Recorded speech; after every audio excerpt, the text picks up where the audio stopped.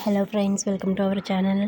ఈరోజైతే మన బెండకాయ అండ్ వంకాయ అప్డేట్ని అయితే చూద్దాం. సో మన బెండకాయలు అయితే ఈ విధంగా ఆఫ్టర్ 1 మంత్ ఈ విధంగా అయితే వచ్చాయి. సో ఓల్డ్ లీవ్స్ అనేవి రాలిపోతున్నాయి. సో నేను ఏం చేశాను అంటే కొత్త లీవ్స్ వస్తున్నాయి కదా అని చెప్పి ఓల్డ్ లీవ్స్ అనేది ఈరోజు కటింగ్ చేసుకున్నాను.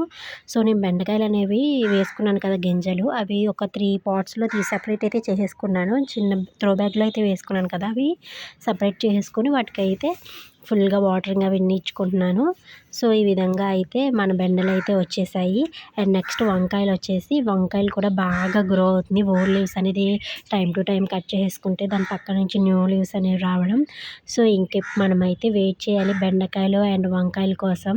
నేనైతే మా గార్డెన్లో ఉన్న కూరగాయల కోసం చాలా అంటే చాలా వెయిట్ చేస్తున్నాను. అండ్ ఫైనల్గా మన బెండకాయలు తీసేసుకున్న త్రో బ్యాగ్ అయితే ఖాళీ ఉందని చెప్పేసి మా మమ్మీ అన్నారు, సరే పచ్చిమిరకాయ అండ్ టమాటా కూడా వేసేద్దామన్నారు.